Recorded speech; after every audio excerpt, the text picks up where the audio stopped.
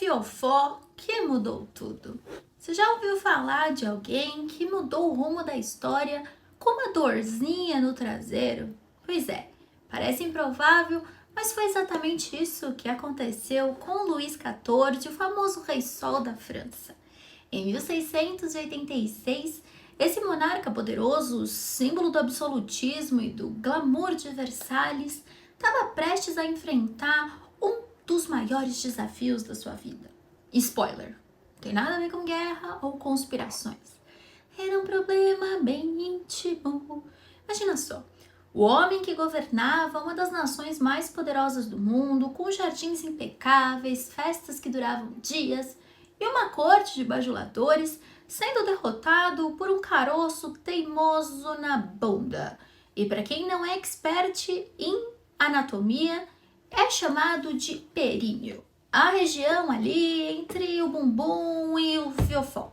Não é exatamente um lugar mais glamuroso para um problema. Mas aí que a história fica boa. Agora a pergunta que não quer calar. Como um pequeno problema lá do Rei Sol conseguiu mudar a história da medicina e da sociedade? Fica aqui comigo que eu vou te contar essa história cheia de drama, humor e, claro, um toque de desconforto para sentar. Oi, croados e curiosos, eu sou a Steph e hoje vamos explorar um capítulo no mínimo diferente da história que você não aprende na escola. Vamos mergulhar na fascinante saga do traseiro real de Luís XIV e como um simples caroço no lugar errado conseguiu virar um evento histórico digno de livros e boas risadas. Preparados? Então bora lá! Você já parou para pensar como a história da monarquia foi moldada por detalhes que parecem pequenos e insignificantes, e da humanidade também? Pois bem, essa é a história de como esse pequeno problema acabou transformando a vida dele e a história da medicina e da sociedade. Imagine o cenário. A gente está em 1686. A França é o centro do mundo ocidental, culturalmente deslumbrante, politicamente influente. E no centro disso tudo, lá ele, Luís XIV, reinando absoluto, com seu palácio de Versalhes brilhando como um símbolo de poder, riqueza e pompa. Mas a vida do rei não é tão simples quanto parece, principalmente quando o trono real começa a dar problema. Tudo começou então com esse pequeno incômodo. Um caroço apareceu naquele lugar bem desconfortável, que eu não vou ficar repetindo o nome aqui porque eu vou ficar com vergonha. E quando eu digo desconfortável, é bem desconfortável. Ninguém gostaria de ter um problema lá. A princípio, Luís XIV tentou ignorar. Afinal, ele era o Rei Sol. Não seria qualquer dorzinha que o impediria de governar, liderar batalhas ou dançar nos grandes bailes de Versalhes. Mas com o tempo, o caroço cresceu, ficou mais doloroso e de repente o rei não conseguia sentar, montar cavalo e nem caminhar sem sentir uma dor que era insuportável. Agora me fala, como é que você disfarça algo assim quando todo mundo espera que você seja a encarnação do poder e da perfeição? Foi aí que começou o grande drama então do Rei Sol. Antes de eu continuar, deixa eu contextualizar uma coisa importante. Na França do século XVII, a saúde do rei era muito mais que uma questão pessoal. Era uma questão de segurança nacional. Luís XIV não era apenas um homem, ele era a personificação do Estado, o pilar que sustentava toda a estrutura política e social do país. Qualquer sinal de fraqueza ou vulnerabilidade no monarca podia causar instabilidade, conspirações, revoltas e até guerras. Por isso, o que acontecia no corpo do rei era tratado como um segredo de Estado. Agora imagina só, Luís XIV estava enfrentando uma dor absurda, mas tinha que continuar desempenhando suas funções como se nada tivesse acontecido. Ele ainda recebia embaixadores, liderava reuniões importantes e comparecia às cerimônias. Tudo isso enquanto tentava esconder que mal conseguia ficar de pé. E para piorar, nem mesmo as pessoas mais próximas sabiam o que realmente estava acontecendo. Porque, gente, a gente está num século bem antes do nosso. Agora, se você acha que a vida na corte era só glamour e luxo, pensa de novo. O clima em Versalhes também estava pesado. Os nobres, sempre atentos a qualquer sinal de fraqueza, começaram a especular o que estava acontecendo. E como a fofoca era quase um esporte olímpico na corte, como é até hoje em dia, não demorou para que as teorias mais absurdas começassem a circular. Mas uma coisa era certa: o rei estava sofrendo e ninguém sabia como resolver esse problemão. Agora uma pausa para refletir. Você já teve medo de ir no médico? Talvez por causa de uma injeção, um exame mais invasivo ou até aquela broca no dentista. Pois bem, se você acha que a medicina moderna já dá um certo nervosismo, agradeça por não viver no século XVII. Porque naquela época a medicina era mais parecida com um jogo de adivinhação. Ou, dependendo da sua sorte, um filme de terror. A gente está falando de uma época em que a teoria dos 4 humores, criada por Hipócrates na Grécia Antiga, ainda dominava as práticas médicas. De acordo com essa teoria, o corpo humano era composto por 4 fluidos principais: sangue, fleuma, bile amarela e bile negra. A saúde dependia do equilíbrio perfeito entre esses humores, e qualquer desequilíbrio era considerado causa das doenças. Cada um desses fluidos estava associado a temperamentos e características específicas. Por exemplo, o sangue era visto como quente e úmido, ligado a pessoas extrovertidas e otimistas. Já a bile negra, fria e seca, estava associada ao temperamento melancólico. Isso significava que o tratamento das doenças envolvia equilibrar o equilíbrio desses rumores. E como os médicos faziam isso? Com práticas que hoje parecem assustadoras, como sangrias, purgações e drenagem dos fluidos corporais. Nada parece legal, e não era. E quanto às cirurgias? Só em último caso, porque as operações eram quase sempre fatais. Isso porque ninguém tinha noção de higiene ou germes também. Os instrumentos cirúrgicos eram usados repetidamente sem qualquer limpeza e a anestesia era literalmente uma dose de coragem e ficar bêbado. Quem fazia cirurgias eram os barbeiros cirurgiões. Sim, mesmo cara que aparava sua barba pela manhã podia ir lá amputar uma perna à tarde. Dá para confiar? No caso do Luís XIV, o problema ainda era mais complicado. Não apenas porque ele era o rei, mas o local da dor era extremamente sensível. A gente está falando de uma área cheia de nervos, próximos em um corpo considerado sagrado e inviolável. Fazer qualquer coisa ali era um desafio técnico e cultural gigantesco. No entanto, é importante dizer que, apesar de ainda seguirem práticas antigas, algumas mudanças estavam surgindo. Movimentos como a iatrofísica e a iatroquímica começaram a desafiar as ideias hipocráticas, propondo uma visão mais científica da medicina. Mas, para o Rei Sol, essas inovações ainda estavam longe de oferecer uma solução prática. Ele dependia dos métodos tradicionais que, naquele momento, eram mais sinônimos de sofrimento do que de alguma cura. Então, o que os médicos fizeram para tentar resolver o problema? Tudo o que sabiam e muito do que não sabiam também. Pois é. Enquanto hoje um problema como o dele podia ser resolvido com um procedimento relativamente simples, naquela época era um desafio de proporções épicas. Ele podia morrer por causa disso. E sinceramente, quem pode culpar os médicos? Eles não sabiam nada sobre germes, não tinham noção de higiene e tinham um treinamento médico que muitas vezes envolvia mais a prática do que a teoria. Então, eles estavam constantemente navegando às cegas. Por exemplo, naquela época do século XVII, os médicos acreditavam que as doenças podiam ser transferidas de uma pessoa para outra através de objetos ou até mesmo do ar ruim. Isso levou a algumas práticas bizarras, como cobrir feridas com substâncias estranhas para afastar os males e o diabo.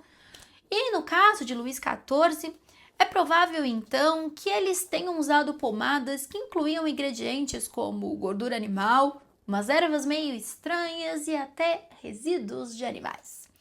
E quanto aos instrumentos cirúrgicos? Eles eram feitos de ferro-aço e raramente eram limpos. Isso porque ninguém sabia das bactérias. Como resultado, infecções pós-cirúrgicas eram quase garantidas. Aliás, operar alguém naquela época era uma sentença de morte, como eu comentei. Não é à toa que os cirurgiões tinham mais em comum com açougueiros do que com médicos. Enfim, quando os médicos do Luís XIV perceberam que o caroço não estava indo embora e estava aumentando, eles começaram a aplicar os tratamentos mais comuns na época. E se você acha que a medicina moderna, então, pode ser desconfortável, espera até ouvir o que eles fizeram com o Rei Sol. A primeira ideia foi simples: tirar sangue. A famosa sangria. Afinal, eles acreditavam que o excesso de sangue podia causar inflamação e doenças. Mas como funcionava? O médico cortava uma veia ou usava sanguessugas para drenar parte do sangue do paciente. O problema é que isso frequentemente deixava as pessoas ainda mais fracas. E no caso de Luís XIV, que já estava sofrendo, só pioraria o quadro. Aí eles resolveram entrar com as compressas de chumbo. A lógica por trás disso era que o chumbo, sendo um material pesado, podia pesar sobre o caroço e fazer com que ele diminuísse. Funcionou? Não funciona. Na verdade, o contato prolongado com chumbo pode inclusive causar envenenamento. Mas naquela época isso parecia uma ideia brilhante. Eu fico me perguntando se no futuro vão achar que a gente tinha esse tipo de ideia brilhante que era horrível. Depois, claro, era a hora dos enemas, vários por dia. Luís XIV recebia 4 enemas por dia, como se fossem um supositório. O raciocínio era que o problema no períneo era causado por excessos no corpo. E se ele tirasse tudo, ele melhoraria. Mas como você pode imaginar, isso deixou a vida do rei ainda mais miserável. Agora imagina só, a pressão que os médicos do Luís XIV estavam enfrentando. Eles não estavam com um paciente comum, estavam lidando com o homem mais poderoso da França e talvez do mundo na época. E para completar, a saúde do rei então era vista como um reflexo do estado do reino. Se ele estivesse bem, o reino estava bem. Se ele estivesse doente, a estabilidade política podia desmoronar. Foi nesse contexto que o médico da corte, Antoine d'Aquin, teve que assumir o comando. Ele era um homem experiente, mas também sabia que qualquer erro podia custar sua carreira e possivelmente sua cabeça. Por isso, ele chamou reforços. A corte trouxe outros médicos, cirurgiões, que eram os barbeiros, e até curandeiros para tentar resolver o problema. Mas, apesar de todas as tentativas, o caroço do rei continuava lá, desafiando tudo e todos. E sabe o que é mais irônico? Mesmo com toda a pompa de Versalhes, a medicina era tão limitada que ninguém enfim conseguia aliviar o sofrimento do Rei Sol. Isso mostra como, no final das contas, a gente é vulnerável, todos nós, às limitações da ciência. Ou, no caso do século XVII, a falta dela. Agora, diga pra mim, como diz a Cíntia Chagas, como você acha que a corte reagia a tudo isso? Será que os nobres estavam genuinamente preocupados com o rei ou estavam mais interessados em garantir suas posições de poder? Porque a gente sabe que muda o rei, as posições de poder podem mudar também. E quanto aos médicos? Será que eles realmente sabiam o que estavam fazendo ou estavam testando teorias na base da tentativa e erro? Essas perguntas, então, mostram como essa história vai muito além de um pequeno problema de saúde. É um reflexo de como a medicina, a política e a sociedade estavam interligadas no século XVII. E no caso de Luís XIV, esse caroço se tornou o centro de um drama que envolvia não só a corte de Versalhes, mas toda a França. Imagina a cena. Você está na corte de Versalhes, rodeado de nobres, usando aquelas peruca muito louca, extravagante, vestidos bordados com ouro e joias que brilhavam mais que o próprio sol. Tudo parecia perfeito, exceto por um detalhe. O homem no centro de tudo estava sofrendo como nunca. E claro, quando o rei está com problema, como eu expliquei, todo o reino sente o impacto. A saúde de Luís XIV estava piorando. Então, imagina, caroço crescendo, tratamentos falhando miseravelmente, e a corte ficou mergulhada em um misto de preocupação e paranoia. A cada dia a tensão aumentava. Os nobres sussurravam teorias nos corredores, os médicos tentavam discutir soluções desesperadas e o próprio rei tentava manter as aparências, mesmo com aquela dor insuportável. Então, sempre que você achar que ser um rei é bom, pensa melhor. E o que não faltava em Versalhes era fofoca. A corte era praticamente uma máquina de rumores. E a saúde do rei, claro, virou o tema como se fosse Big Brother. Detalhe, eu detesto Big Brother. Como ninguém sabia exatamente o que estava acontecendo, alguns diziam que Luís XIV havia sido envenenado por inimigos políticos. Outros achavam que era uma maldição divina, uma punição por algum pecado que eles não conheciam. E claro, havia aqueles que simplesmente inventavam histórias para parecerem mais informados que os outros. Afinal, em Versalhes, estar por dentro dos segredos reais era quase tão importante quanto usar a peruca mais alta. Agora, deixa eu te contar uma coisa que seria cômica se não fosse trágica. A condição do Luís XIV deu início a uma espécie de epidemia fictícia. De repente, parecia que todo mundo na corte tinha os problemas lá no fiofó. Nobres começaram a relatar dores no traseiro, caroços misteriosos e outros sintomas parecidos. Coincidência? A gente acha que não. Na verdade, isso era uma estratégia para se aproximar do rei. Mostrar a solidariedade ao sofrimento real era uma forma de ganhar pontinhos na corte. Alguns até iam mais longe, fingindo usar faixas e curativos lá para parecerem sofredores ilustres. Realmente aconteceu. E sabe o mais engraçado? Em vez de achar tudo isso ridículo, o rei via como um sinal de lealdade. Enfim, enquanto isso, do lado político, a situação estava mais delicada. A França, como eu já comentei, era a maior potência da Europa naquela época, mas seu poder dependia muito então da imagem do Luís XIV. Ele era símbolo de força, estabilidade e prosperidade. Se ele estivesse doente ou pior, morresse, imagina o que poderia causar, um efeito dominó em todo o continente. Os embaixadores estrangeiros estavam atentos a qualquer sinais de fraqueza na França. Relatórios sobre a saúde do rei eram enviados para outros países, alimentando os rumores de que o reinado dele estava à beira do colapso. Era um jogo de xadrez político e cada movimento importava. Mas o que os ministros do rei faziam? Tentavam manter tudo em segredo. A saúde do rei era tratada como aquela informação confidencial tipo FBI, compartilhada apenas com um ciclo mais restrito de pessoas. Mas claro, aquela corte onde todo mundo adorava falar, manter segredos era quase impossível. Me lembrei da família real atual, tipo Harry e Meghan. Com o passar do tempo, ficou claro então que os tratamentos tradicionais não estavam funcionando.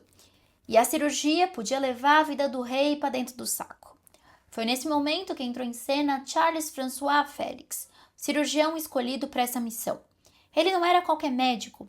Ele tinha uma reputação de ser bem meticuloso e cuidadoso, qualidades raras em uma época em que as cirurgias pareciam mais açougues do que as salas esterilizadas. Mas mesmo Félix sabia que essa seria a maior tarefa da sua carreira. Ele pediu meses para se preparar, praticando em pacientes com condições semelhantes e também pessoas que estavam saudáveis, mas queriam agradar o rei. Alguns morreram, mas quem se importa, né? A gente está falando do rei. Enfim, durante esse tempo ele acabou desenvolvendo sim instrumentos cirúrgicos específicos para o procedimento e testou diferentes métodos para minimizar a dor e o risco de infecção. Mas pensa na pressão que ele estava enfrentando. Ele não estava apenas operando um rei, ele estava operando o homem mais importante da Europa, se bobear. Qualquer erro podia custar sua carreira e também a sua cabeça. Porque você sabe, os reis adoravam decapitar pessoas. Mas ao mesmo tempo, essa era uma oportunidade de ouro para deixar sua marca na história. Enquanto o Félix se preparava, a corte inteira estava num estado de expectativa nervosa.